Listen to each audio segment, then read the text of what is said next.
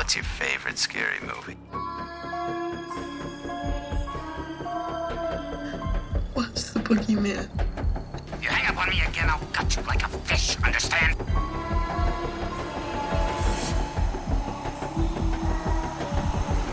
It's showtime.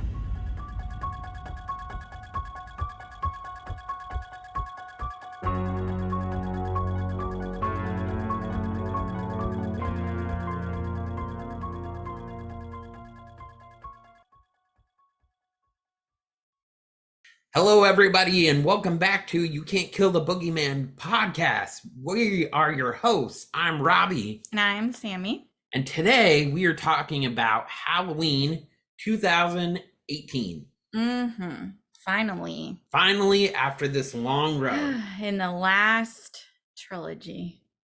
But for exciting news, we will have an episode dropping about Scream 6. Yes. Here soon. We saw it. We're going to go back and see it again because it was that good. So if you have not seen it, we definitely recommend it. Yes. I liked it probably about the same as the first one. Yeah. It definitely brings you back to the original Scream. And if you remember, we were not big fans of the requel. Scream 2022. I think it's funny that it was the requel and it was just Scream. And now we're like, just kidding. Now we're calling it Scream 6 for the new one. So they kind of are still doing that idea, but kind of got away from that idea, you know? So I think they understood they fucked up on the first one when the requel, and they're going back and they're trying to fix it. I mean, we'll get into this later, but there's a lot of saving graces in that movie. But if you haven't seen it, definitely go out and see it. Yes. We're going to see it again soon. Yes. And then we'll be dropping an episode. We'll also be interviewing Nancy Ritter. Okay, yeah. Pretty soon. I'm locking down dates with her. We're going to interview her, and then we're going to get both of them back on. Lenora and her. So we're going to interview them together. Leonora. She's a hard name. I'm not going to lie. And then we're trying to get into like Nev Campbell and all of that. I've been reaching out to their PR people, but they actually want real money. Yeah. To do interviews and things like that. Yeah. So yeah, we're trying. We're trying. All right. I've reached out to some people from the Halloween franchises as well to try to get them to do interviews, but we're still small, and so they don't really care about us. But exactly. I'm trying. I'm begging and pleading. So you never know. You have to ask, right? Yep. So now, Halloween 2018. Yes. So technically, it's just Halloween because this is like a reboot of the franchise, but everyone calls it Halloween 2018, so we're not confused. So there's Halloween 1978 and then there's Halloween 2018. So I want to say in the beginning, if you don't know all the marketing behind the movie and you just watch it, it's very confusing with Laurie. Like where she fits into the photo and the picture and everything like that. Essentially because all of the movies, right, when they done like their rebooting of Michael Myers, have went back to one of the first movies. Most of them have said, okay, Halloween 1 from 1978, Halloween 2, those count, and then we're moving on from there. Right. Usually, right? That's how they reboot. This one actually said, okay, Halloween 1, yes. Halloween 2, no. That is not a thing. We are starting from Halloween 1 happened, the babysitter murders occurred, and Michael got caught, and then Laurie obviously survived, escaped, and now we are 40 years later down the line where she's still obsessed with Michael.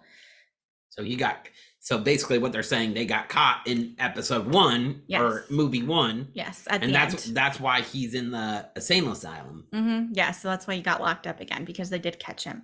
Right. So it is a bit different, and like you were saying, I feel confusing. Like I was kind of saying this when we were rewatching it. I feel like if you're a big fan of the franchise, of Michael Myers, of the Halloween franchise, then you were kind of paying attention. How are they marketing this? What are they saying? They're saying they're doing like a reboot, that Laurie is, hasn't, the whole Halloween 2 with the hospital thing never happened. Laurie's just out there still worried about Michael, prepared to meet Michael, that whole thing. If you're like a casual, like it's a slasher movie, let's go out, it's a popcorn flick, let's go see it. I don't know if you really care so much about the storyline. Like you probably are really just there to see Michael kill some people, which he does.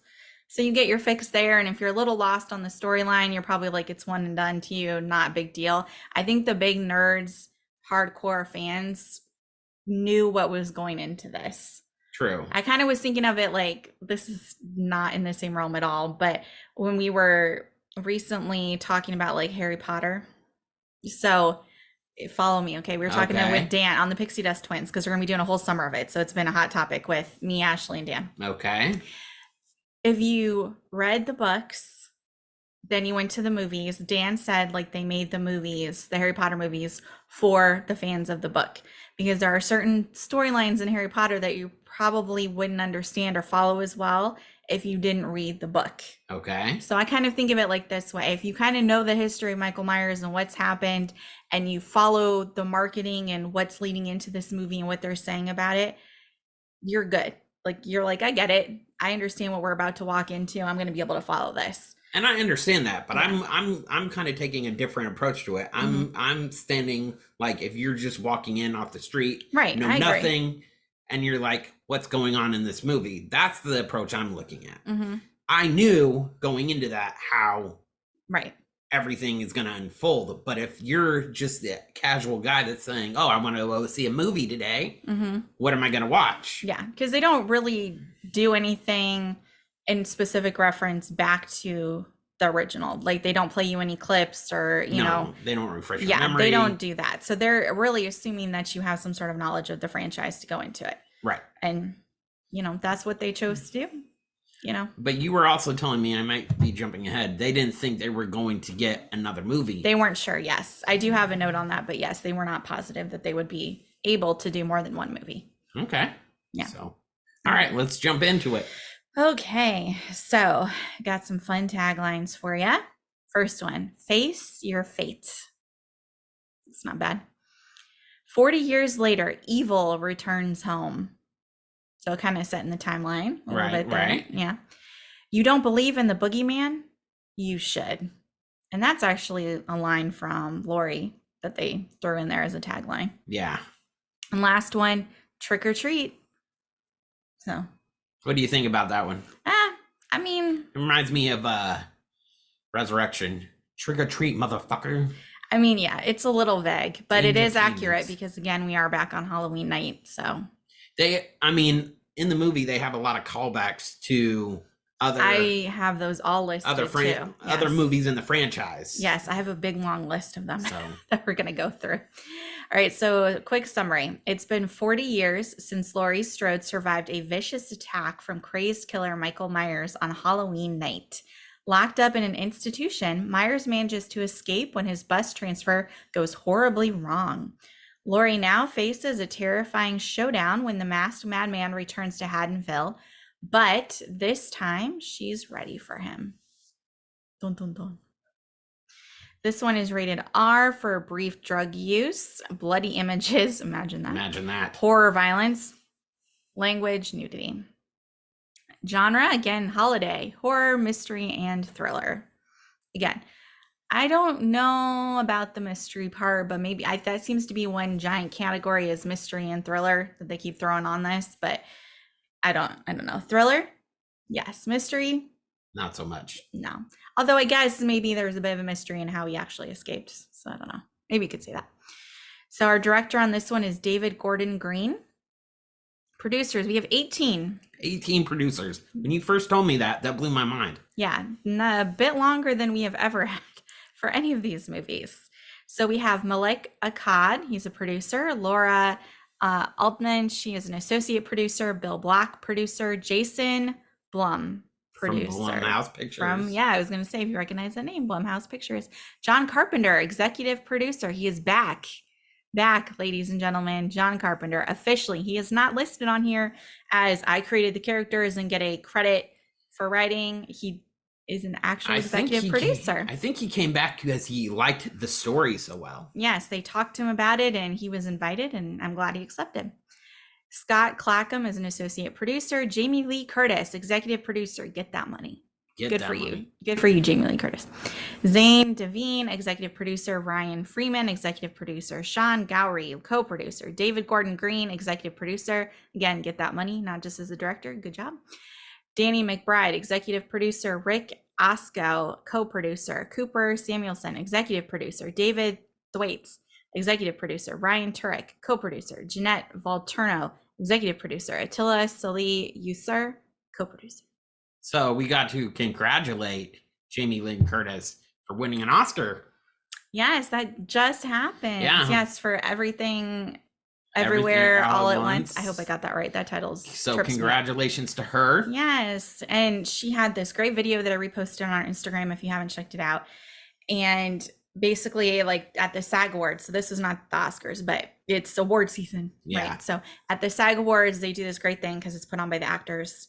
And they were going around and they were introducing themselves, and you know, they say, I am an actor, and she does this great speech about how she was cast in a movie that her dad was acting in, and it's pretty funny because she recognizes the nepotism in that. And then she was fired, and she thought it was like, you know, I didn't hear this. Yes, you should check it out. So she got fired from that, but it turned out to be the best thing ever, because then she went and auditioned for a little movie called Halloween that changed her life. And I was just like, oh, it was great. And yeah, so I had to repost that because it was amazing. But yeah, congratulations on your Oscar win, lady. That's pretty cool. All right, writers on this one. We got John Carpenter, again, gets credit based on characters created by. Same thing for the late Deborah Hill. Jeff Fradley wrote The Thing. Danny McBride also wrote The Thing. And David Gordon Green, also a writer. So he was heavily involved in it, which is super cool. Cinematographer, we have Michael Simmons, who actually becomes the DP in the next two films. Because I looked ahead to see, and I was like, is it the same cinematographer for all the movies?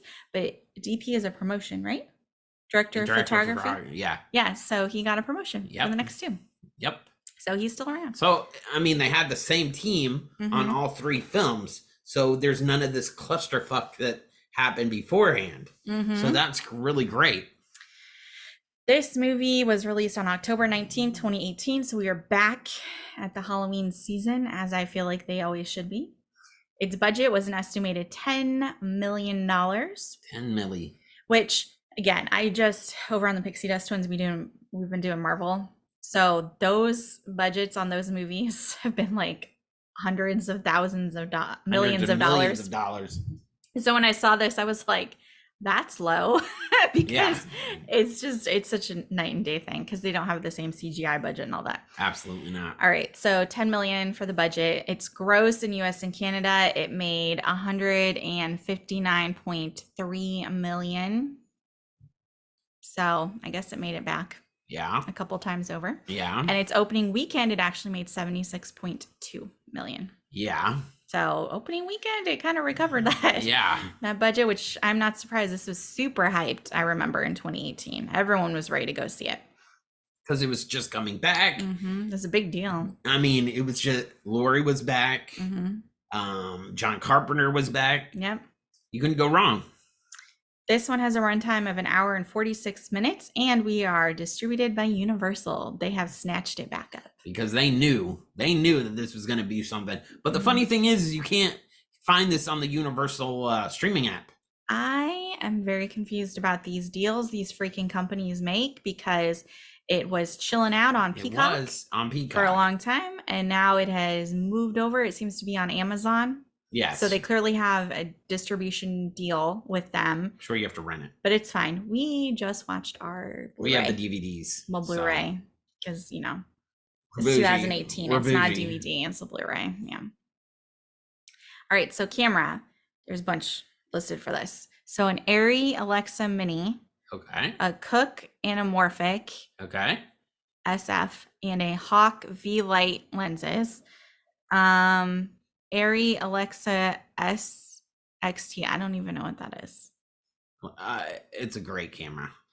Cook anamorphic and a Hawk V light lenses. Okay. So yeah, so we have moved up our production camera budget. game in this a little bit too. Very much so. All right, so ratings. This one sits at a 6.5 out of 10 on IMDb. Critics, according to Rotten Tomatoes, gave it a 79%, and it sits with a 71% audience score on Rotten Tomatoes. It's actually not, I thought it might be a little higher, but you know, I don't know. Again, you have everyone rating it. So like you were saying, if you went into the movie and you didn't really know what was going on, you might be like, well, like he killed people, but I didn't understand the storyline. So yeah, I get that. All right, so we got stellar cast. We got Jamie Lee Curtis back as Laurie Strode. Judy Greer is Karen Nelson, who is Jamie Lee Curtis, aka Laurie's estranged daughter. Sophia Miller does appear as a young Karen at one point, just very briefly in the film. Andy Matichuk as Allison Nelson, who is Karen's daughter and Laurie's granddaughter. James Jude Courtney is our Michael Myers, aka The Shape. Nick Castle makes an appearance as Michael Myers in this one. He does a cameo. If you didn't know, and I'm not sure, you can just tell by looking at the screen because he only appears in a window scene. So he's high up above, probably hard to tell it's a different Michael, and he provided breathing sounds. I'm sure he got paid very well to do the breathing sounds. You don't invite him back and then not pay him well. I'm just saying. Let's see. We have Haluk Bilginer. I'm sorry, I totally butchered that. As Dr. Sartain. That's Michael's psychiatrist, and he was a former student of Dr. Loomis. So he's the one kind of in charge of Michael. Will Patton is Deputy Frank Hawkins, who teams up with Laurie in this, and they referenced him as being in the original movie. He was the one who supposedly let Michael get away. That's right. Yes, they made a big deal out of that. Ryan Reese is Dana Haynes, who's one of the podcasters at the beginning, and Jefferson Hall is Aaron Corey, who's the other podcaster. So they're the couple that are doing the podcast. Toby Huss is Ray Nelson, who's Karen's husband and Allison's father. Rest in peace. And because that's a foreshadow of things to come. You You did not make it very long. And well, you made it a while in the movie, but not in the franchise. Virginia Gardner is Vicky, Allison's best friend. Dylan Arnold is Cameron, Allison's stupid boyfriend and son of Lonnie. And Miles Robbins is Dave, Vicky's boyfriend. And then Loomis is voiced by Colin Mahan. Because I looked it up because I was just like, well, obviously he couldn't do the sound for this. So filming locations. This was in Charleston, South Carolina. Okay. So yeah. They filmed at the Magnolia Cemetery Trust. That was featured as the Haddonfield Cemetery. The Military Magnet Academy was Smith's Grove Sanitarium, where Michael was being held in the courtyard. Okay. That was a very cool looking place, by the way. Very much so. Yeah. Danny Jones Complex Armory was used as Haddonfield High School. And then there are, as far as like the houses that were featured, a lot of them were on Fenwick Drive. So if you're looking to go drive around South Carolina and Charleston. It's funny how they can shoot in Utah and then be in Carolina and all kind of make it all match together. Yeah, just pop all over the place. All right, you want some filming facts? Yep.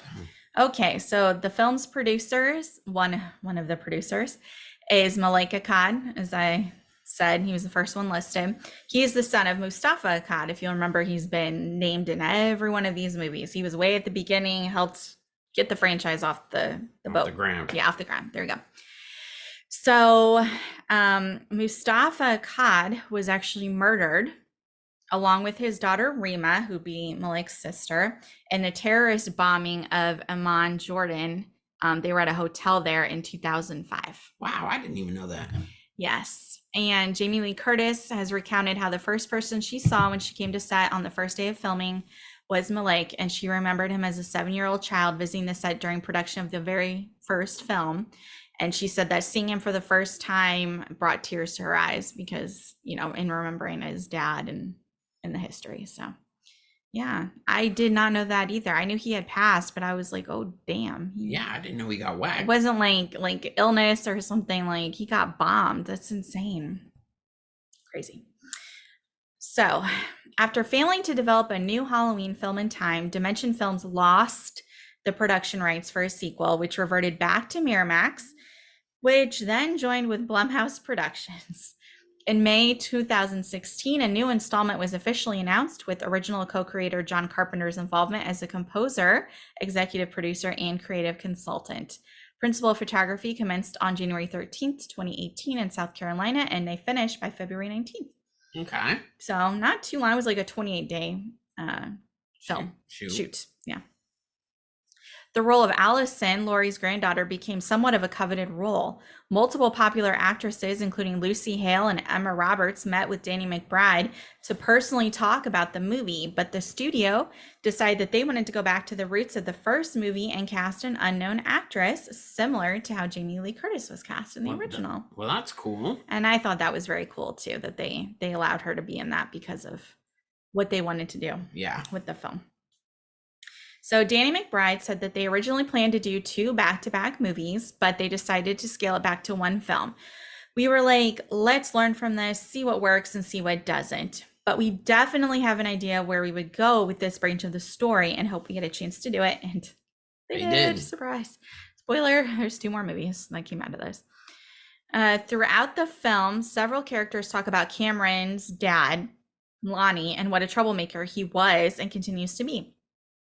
In the original Halloween, Lonnie Elam was a 6th grade bully who constantly harassed Tommy Doyle, the boy that Laurie was babysitting. Isn't he the one that knocked his pumpkin down? Yes. So he would later be like scared by Dr. Loomis outside the Myers house. So yes.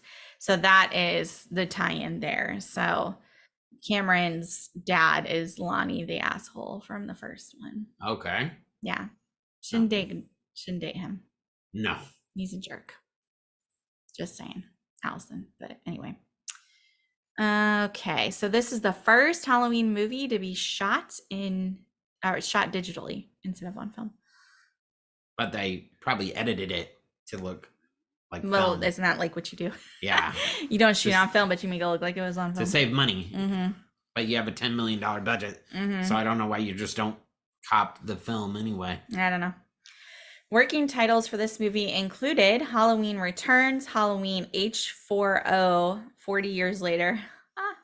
Get it? Like H2O. Yeah. It's hilarious. And Halloween The Wrath of Michael Myers. That would have been a cool title. Yeah, I like the last one. Yeah, but it's okay. What they did was fine. Yeah. So we got some horror movie references.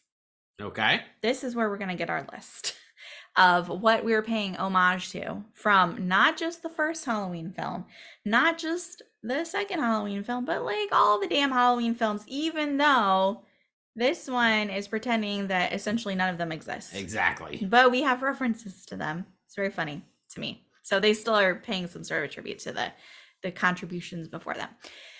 So, first one, the bus crash with Smiths Grove's patients wandering around is similar to the opening scene of Halloween 1978, where Loomis arrives to Smiths Grove and then there's just the random patients walking around. Right. And it's raining and everything like that. Yeah, same kind of vibe. Yeah. Very creepy. The young boy is killed in the same fashion, almost exactly as Annie Brackett was in the original Halloween, except he also got a knife slashed to the throat. So you remember she was also killed in her car. Yes. Yeah. So trick-or-treaters can be heard singing the nursery rhyme from the opening of Halloween when Michael is about to kill the neighbor with the hammer. So I gotta go back and rewatch that. I know. I was like, I can't even remember all these. And trick-or-treaters can be seen wearing 3 silver shamrock masks from Halloween 3. See, even Halloween 3 made it. We pointed that out. We did. We noticed that. But even Halloween 3 got its cameo in here. The kids walking down the street is similar to the original Halloween film of Annie, Laurie, and Linda walking home. So when the girls are walking and gossiping, they kind of set it up the same sort of way that they did in the first one. The gas station is similar in setup to the gas station in Halloween 4, The Return of Michael Myers. I think I also read it was like basically an exact replica. Like literally like the outside or whatever is like the exact same thing. Okay. Not the same set, they had to rebuild it, but you know, the same right. way. Aaron, the male journalist, is killed in the same way as Joe Grizzly in the Rob Zombie Halloween. So we're even referencing them. because he got slammed, he slammed his head over and over. In the But bathroom. yeah. Yeah. But they did not, in this movie, he didn't get stabbed. So Nope. yeah, but we even referenced Rob Zombie's versions of the Halloween franchise, which we didn't talk about, but we will. We will. We'll get in that when we do Rob Zombie and his bulk of films. Vicky has a sheet placed over her, like how Michael wore over himself in Halloween. Yes. In 1978. And the body under the ghost sheet and the pumpkin in the fish tank are not the murder of Linda in the original Halloween. It's similar because there was a carved Halloween pumpkin beside the Wallace master bed when Linda died. So again, another reference there. Vicky's boyfriend is impaled by a large knife in a similar fashion how Bob is killed in Halloween 1978. And Julian runs out to get help screaming the same way Lindsay and Tommy did in the original Halloween. So there's a lot of references to the very first one. So yeah. The two cops outside of Laurie's home is reference to the two cops that were outside of the farm party in Halloween 5, The Revenge of Michael Myers. Yes. Michael is apparently burned in the ending like he was in Halloween 2. Okay. Once again, supposedly burned to death. Laurie falls off a balcony and is later seen missing, just like how the original Halloween ended. You remember, right? Michael falls off the balcony and then they played the same music too. That's what got me, is the way, like, when you looked back, it had that little like thing they do with Michael, and they did it the exact same way they did it for him. And I thought it was hilarious because now Laurie's like turned the tables on Michael.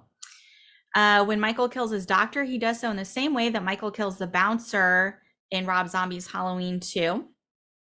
So another Rob Zombie reference right there. The father who finds the crashed bus with his son has his neck broken in a similar way to the trucker in Halloween, The Curse of Michael Myers. It's in the producer's cut, though, so you may not have seen it, depending on what freaking version of that damn movie you watched. And much like Michael did in Halloween Resurrection, by using his home as a way to, like, kill people, this is, like, a little bit of a stretch, in my opinion, but he hides out there and then he murders all the stupid people that are there filming the reality show. Yeah, they're saying, entertainment. Yes, Laurie uses her home to kill Michael and to lead him in. Which I think it's a bit different because Laurie's house is a whole nother level than Michael just living in the basement. But oh yeah, very much so. That's just my opinion. I don't know if that's real. Very much so. So Dana's bathroom stall encounter with Michael Myers pays homage to Halloween H2O. That's what I was gonna say. Yeah, in which the traveling mother Claudia has her car stolen. Luckily, that mother from H2O didn't get it. Yeah, she got to survive. Dana, not so much. Not so much. Sorry, didn't work out for you.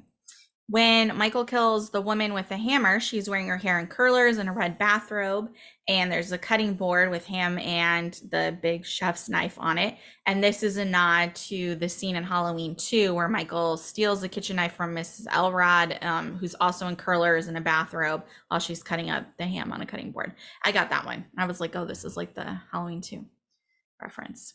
So, yeah, hopefully that's all of them. I don't know, but yeah. The list could go on and on, but that's a big chunk of them. It was a lot. Whew. Okay, so other horror references. In the bedroom with the little boy that's being babysat. I don't know if you noticed this, but he has a rotating lamp that features a clown with a knife, which is kind of an allusion back to Michael as a child. Which, why the fuck do you buy a kid? Do you actually see the clown? Yes, I looked when we were watching it. I didn't notice that. I looked because I was like, that can't be a real thing. And there's like literally like a little outline of like a clown looking dude with a knife. Why would you buy that for your kid? Okay, to be fair, I did think about this and I was like, why would you do that? And then I was like, we would probably do that. So I mean, maybe we're those people. We probably would be. So then I was like, I guess I shouldn't judge because we would be those people. I would buy that. We absolutely would. So let's continue. Let's just stop discussing this. Okay. On the TV, a newscaster can be heard describing the events of the original film as the Babysitter Murders, which is the title that John Carpenter originally wanted for Halloween 1978. But, then they changed it and updated it. So studio. Yeah. The date that the film was released in the UK and USA is the day that Michael Myers was born, October 19th. So there you go. Happy birthday, Michael. Happy birthday. Everybody wants you to die, you stupid fuck, but happy birthday anyway. A radio call coming over the police band mentions a disturbance at 707 Meridian, which is a tribute to the real life original address of the Myers house in Halloween 1978, before it was moved a few blocks down. So there you go. That's something I didn't know that either. Did not know, but very cool little trivia that they stuck in there. 2 kids bump into Michael before he grabs a hammer from the garage. One kid is shouldering a toy boombox, and it's a tribute to a scene in Halloween 2 where Michael, who was played by Dick Warlock in that movie, is bumped into by Dick Warlock's real life son, Lance, carrying a boombox. Really? I didn't know that. Yeah, and I was like, oh, that's kind of cute. So they did like a little callback to that. The dollhouse at Laurie Strode's house is similar to the house that Michael Myers grew up in. So if you look at the dollhouse, it looks similar to the Myers house. Okay. I think it's like blue. I think if I remember right, so like the color is different, but the shape and stuff, it does very much look like the Michael Myers house. Either. Yeah. Illustrations of Dr. Samuel Loomis appear amongst Aaron's collected files on Michael Myers, which makes sense and a good way to honor our late great Donald Pleasance. Loomis, yes. Mm-hmm. When Laurie takes the phone from her daughter Karen to leave a voicemail for her granddaughter, she says the iconic "do as I say" line that she has said more than once in a couple of these movies, but especially memorable in the first one. Right. Do as I say. Yeah. Still giving the bossy orders, after all these years. Yep. Many things that Michael did in Halloween 1978, Laurie actually does in the 2018 version. So as we said, Michael was shot off a balcony in the original, but then he disappears. In the new version, Laurie is thrown off a balcony, and when he goes back to check, she has disappeared. She's gone. In the original, Michael found Laurie hiding inside of a closet. In the new version, Laurie actually thinks he's hiding inside of the closet. He's not, but the closet looks basically the same. It's that white, like slats. Yeah, it's like the same vibe. And Laurie also appears from the shadows behind Michael in the newer version, just as Michael did to her in the original. Also, she stands outside of the school looking from across the street. Yep. Just like Michael did to her. I love that scene because like with the granddaughter sitting there and she looks out and it's the same freaking idea. Yep. And they've done this again because they did it in like H2O as well. But but it's something so like iconic, and I don't know. I love the twist on it. Expect that in Halloween movies. But I love the twist where she looks out and you're like, it's gonna be Michael, and it's not. It's her grandmother. Mm-hmm. So I thought that was clever. I liked that. Let's see. So when Allison walks down the street with her friends, Dave claims to have heard that Laurie Strode was Michael Myers' younger sister, but Vicky says it was made up by some people to make themselves feel better. And I have that exact quote, I believe, later. But yeah, I thought that was a way to like acknowledge it, but say like, we're not doing that. Right, okay. This is not a thing in this universe. Sorry, guys. Okay. We're not doing this. In the scene, this is what we were just talking about, in the scene where Allison is in class, she's sitting in the far right corner, exactly where her grandmother, Laurie, was sitting in Halloween 1978. Both scenes have the same lesson. It's on Frankel's Fates. And the teacher is actually played by PJ Souls, who played Linda in the 1978 film. Okay. And then, as we just said, Laurie is across the road, where in the first one, it was Michael. So, yeah, I thought that was very cool. All right. So you want some killer facts now? Yep. Let's hear it. Okay. So as with the original Halloween 1978, Michael Myers is listed in the credits not as Michael, but as the Shape, which I think they should always do. Yeah, absolutely. I mean, just go back to what you did for the first one, right? If it's not broken, don't fix it, right? This is the first film in the series to use multiple masks with slightly varied cracks, wrinkles, hairstyle, etc. Many people thought the original film used different masks, and while there were 3, each of them was basically exactly the same. They weren't any different. So for this one, they had a hero mask that James Jude Courtney wore a lot. Another was a stunt mask that got screen use by Nick, so when he made his cameo, and also was kind of a standby for various, obviously, stunt shots and whatnot.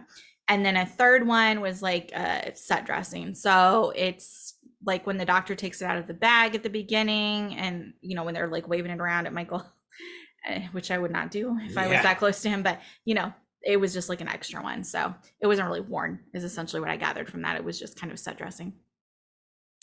And actor James Jude Courtney, who plays the Shape, consulted with real life killers on how to kill people so that he would be more believable. Really? That's kind of funny. And I was like, okay, dude, that's pretty above cool. And beyond for your role, right? In his own words, he said Michael has been locked up for 40 years, so he's had a long time to think about killing, but obviously he's still efficient and driven, so I wanted to make sure people saw that in my performance.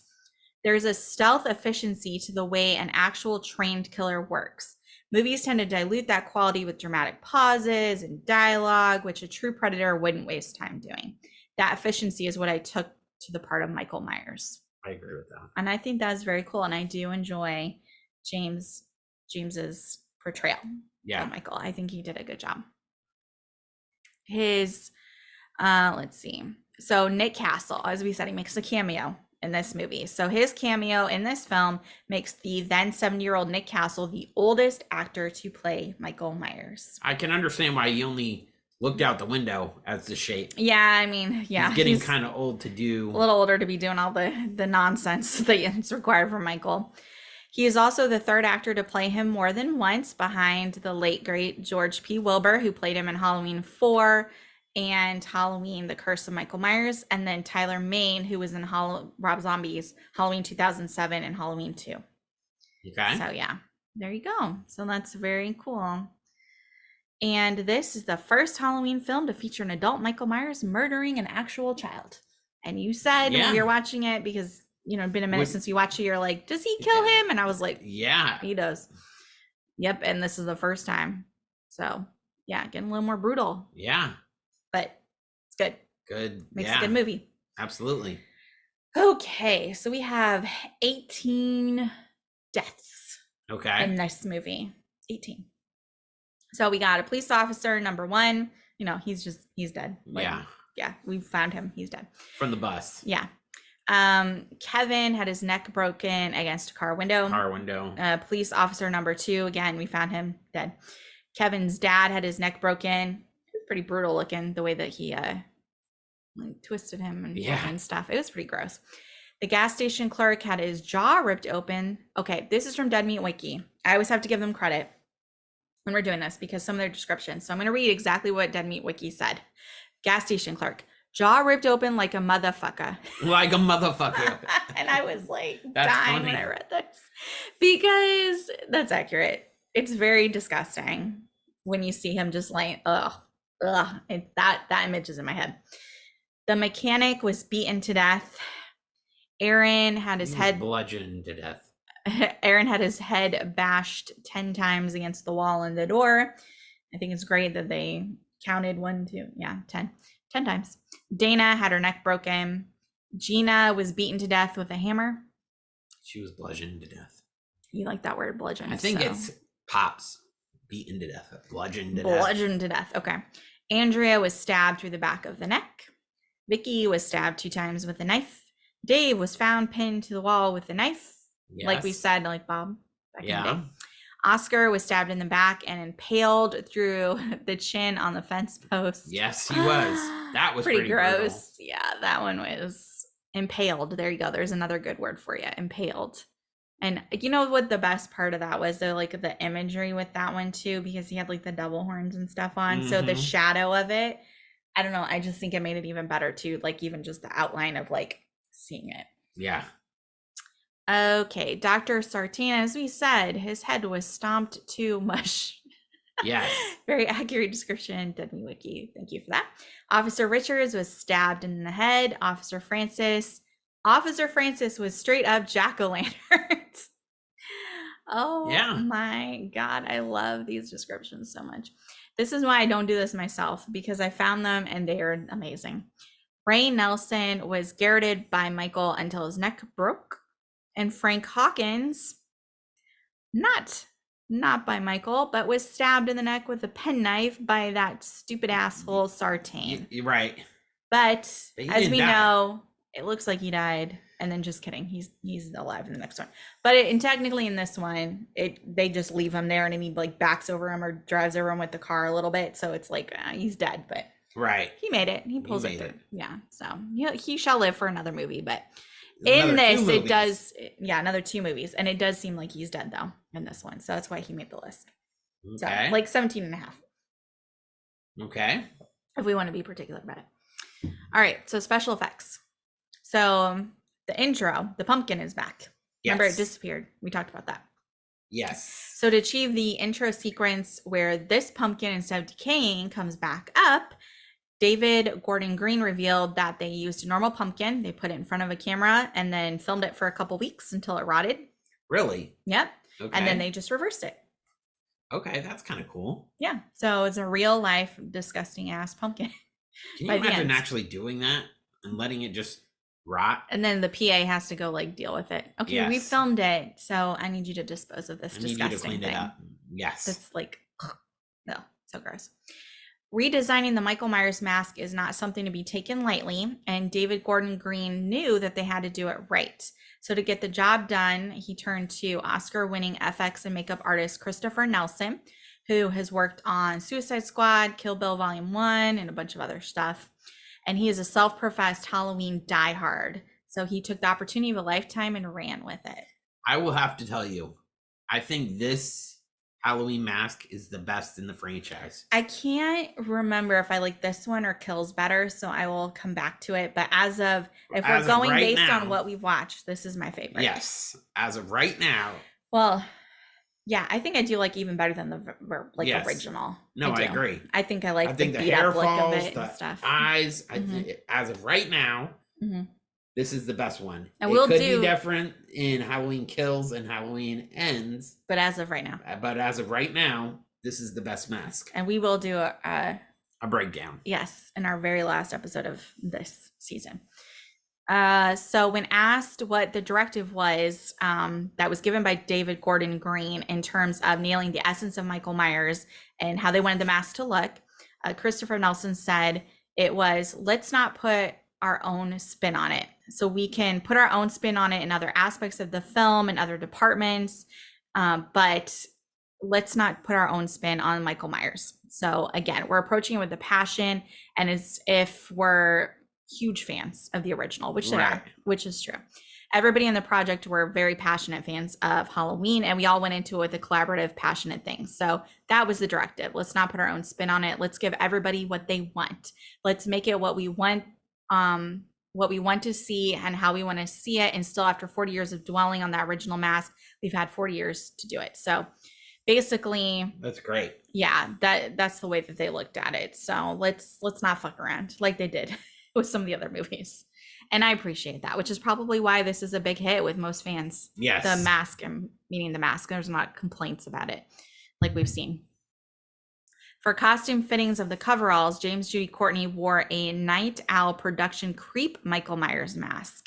And Night Owl Productions is the personal effects studio of Justin Mabry, who helped sculpt the mask in this movie. Mabry himself has long been active in the Michael Myers mask collecting community, and he is the co-founder of Trick or Treat Studios.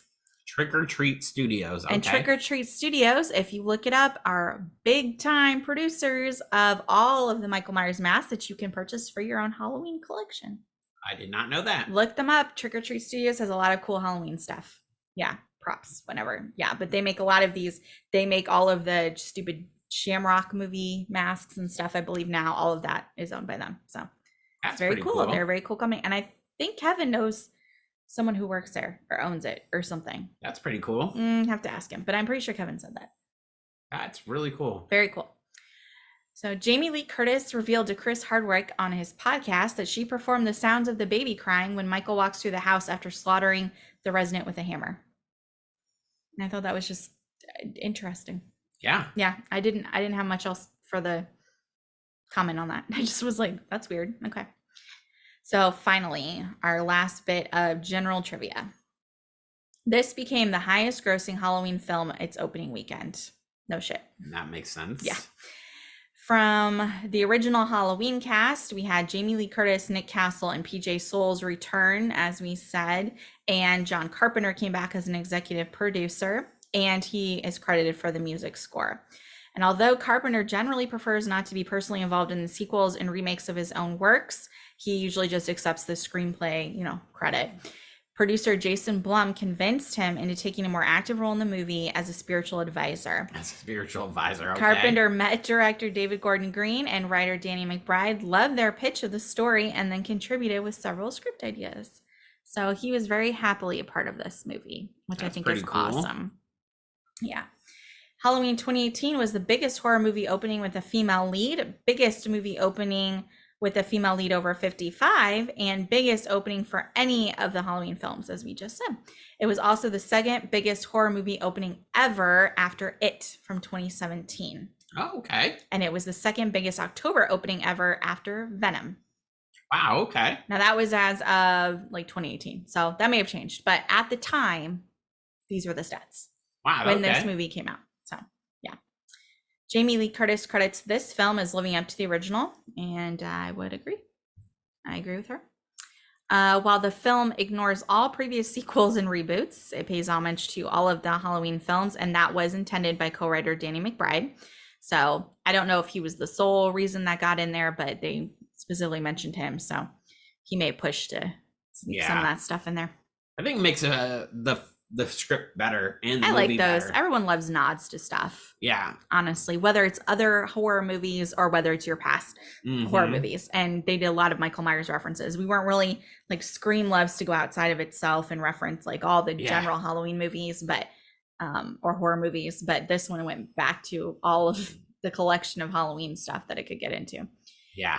So Jamie Lee Curtis, as we said, returns to this film, which means she has portrayed Laurie in 5 films.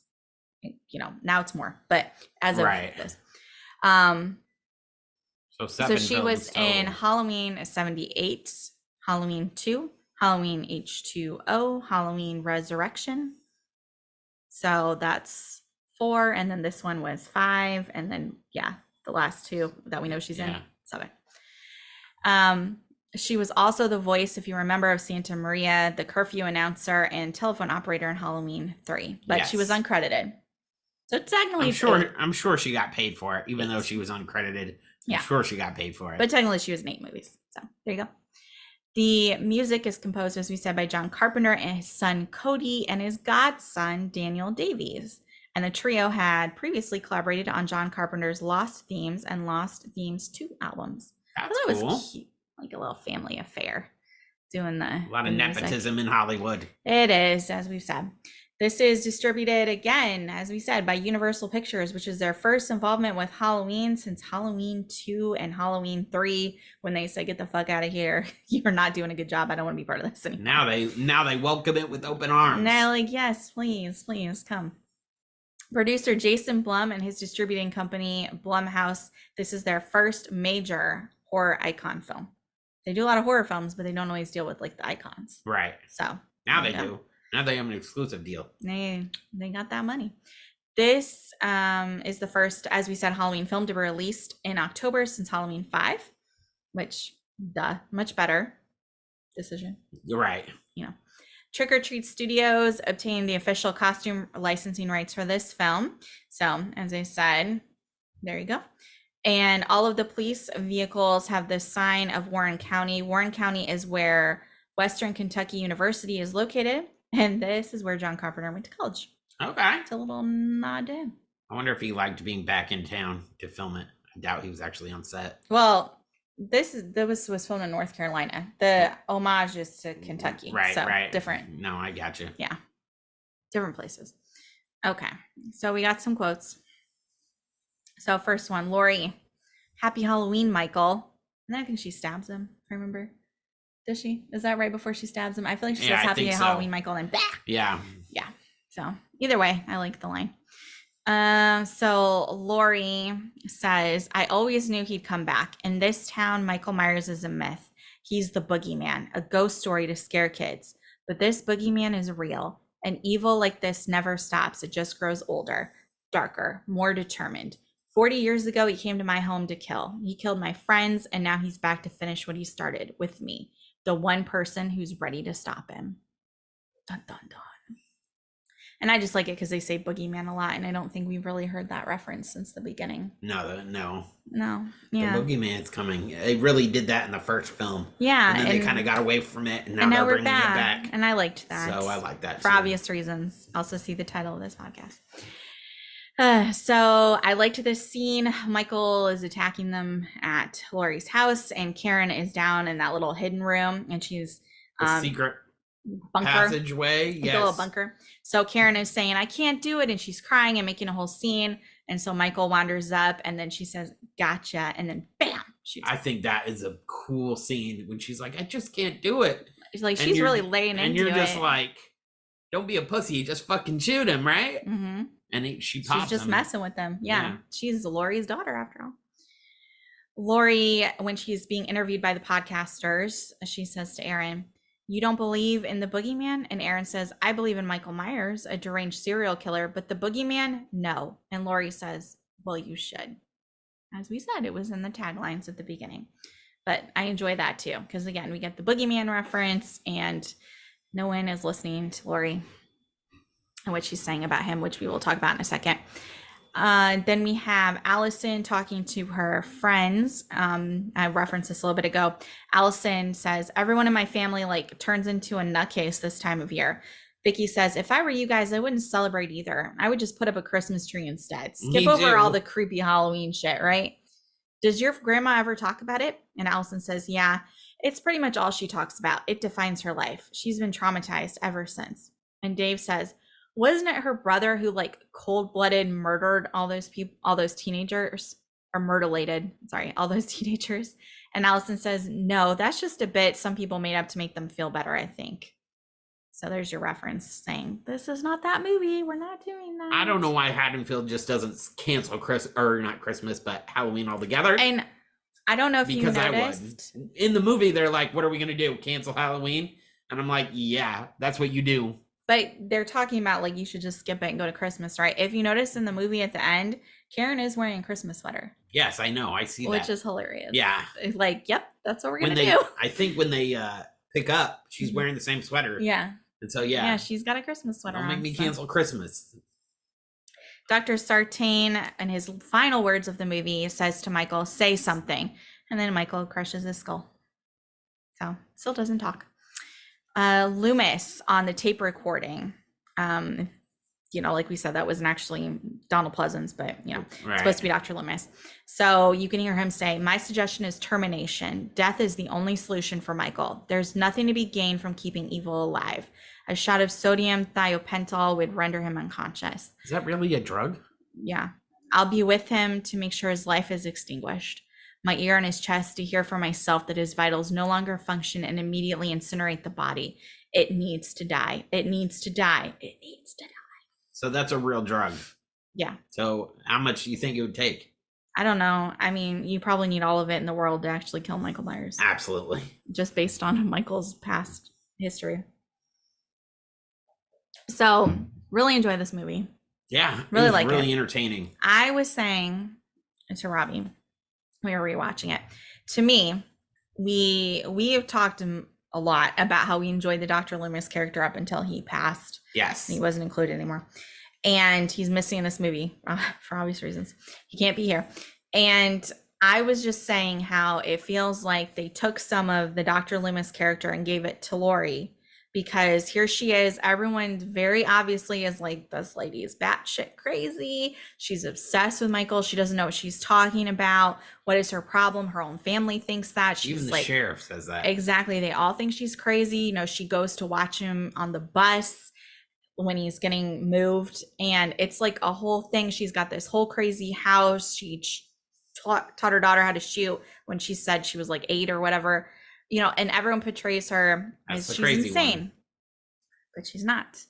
She's the only one who knows that he's going to come one day, and she's right. She had to wait a while, but he does. He escapes, and he comes for her, and he comes for the town, and she was correct, and she was prepared. And you think this huge house and all the stuff she has is a way to isolate herself, and she's scared of the world. And then you find out at the end when they're talking about it, they're just her daughter and granddaughter, this is a cage that she's built. And then right at the end when they're finally getting Michael down in the bunker and she traps him, she's just like, wait a second, it's a trap.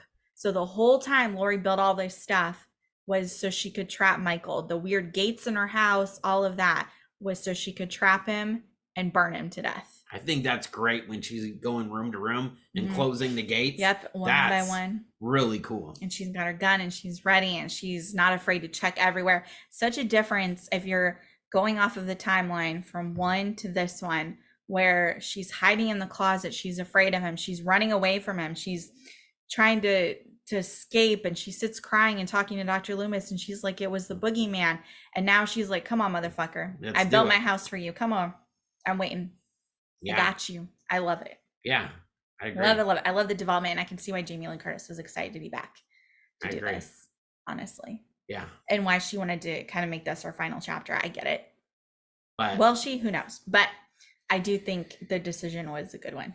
You think they won't? You don't think she'll be back for the up and coming? I don't know. I don't know if Jamie Lee Curtis wants to come back or not. Do you think anybody else could play Laurie Strode besides Jamie Lynn Curtis? I almost feel like, can we just stop with the Laurie storyline at this point? Like, let's just do something different. We got her settled. You know, she thought she killed Michael. We all know there's no way that he's dead. But she has her piece. Let her just live her life out, and Michael will always be out there and ready to kill. Kind of like Sydney in the new Scream. Well, that's another thing which we will talk about when we talk about Scream 6. Yes. Yeah. But for this one, I do think when we finally get there to round out the trilogy, I think, you know, maybe it's time to let Laurie rest. And let's because we've done other movies. Something else. Exactly. And they've done other movies without her, and they're not all like terrible. But if you have the right storyline, like you have people like this who are so passionate about the franchise and the stories and the films, they can put something together, I'm sure, that doesn't need to include Laurie. Absolutely. So, and I would say you couldn't do her daughter, but not after the next one. Yeah. Yeah, but the granddaughter, maybe. I think they're setting her up. I think something's going to happen with the granddaughter. I think she's going to be the one that takes over. And the mantle. you know, if you want to continue that storyline, at least the granddaughter makes sense, I guess. But that's in Halloween Kills. Yes, got another movie to go. No, Halloween Ends. Halloween Ends. Yeah. Not Halloween Kills. Next one is Halloween Kills. Yes. So what else do you want to say about this movie? No, I thought it was very entertaining from beginning to the end. Love the mask. Love the reboot. Love the story. I have no complaints about this. Very entertaining. So yes. All right. Do you want some questions and trivia? Sure. Okay. Cover your eyes. Okay. No, I'm just kidding. It's okay. Where was Michael able to retrieve his mask? From the reporter's car, or the podcaster's car. Yes. So the day after he escaped, he came across a service station. He killed all those people. Right. A whole list of people. And then he goes and gets his mask because they had it when they did the interview. Well, they didn't do an interview. They attempted to do an interview. They tried to get a reaction out of him. Yeah. And guess what? Nothing happened. So, yeah. So, well, we kind of said this, though. Where was the bunker located in Laurie's house? Under the basement, but it's under the kitchen. The kitchen cupboard in the middle. It just it's a turns secret out passageway. Turns super cool. Oh my god! Cool, yeah, Laurie is smart, very smart lady. And according to Laurie and I already said this. I ruined all these. According to Laurie and Karen, Laurie's house was never meant to be a cage. It was built to be what? A stove or a trap. A trap. Yes. Yeah. A bomb. Which, first of all, we are rewatching this, and you know they get Michael down there, and they're just like, motherfucker, we're gonna burn you to death, right? And the fire starts. He doesn't seem worried at all. He doesn't. What I love about Michael is that he never reacts to anything. He's just very right. Calm, Michael cool, just collective. stands there. He's like, all right, motherfucker, I'll get out of this one. Yeah, he's like, all right, I'm not worried. I'm still gonna get you. But what killed me on this was you have Laurie, her daughter, granddaughter, standing there, right? And they're all just like, oh, that's such a moment, right? Michael's down there burning, and I'm like, bitches, hello. The whole fucking house is about to blow up. You got gas everywhere in the damn house. Why are you standing there? So and we they're can standing take there and this they're moment. standing there. And I'm like, get out of the fucking house. Go do this across the way. Like, get out, drive away. They want to see him burn. I get it. That's the thing. But I'm panicking because I'm like watching. Then they start showing how the flames are starting to go around the house. And I'm like, yeah, it's time to go. Because it has the gas. It's time to go. Yeah. It makes it more dramatic in the movie. It does. And I really enjoyed that scene too, where they showed her house burning down, like all the flames, like including the little dollhouse that looked like Michael's house.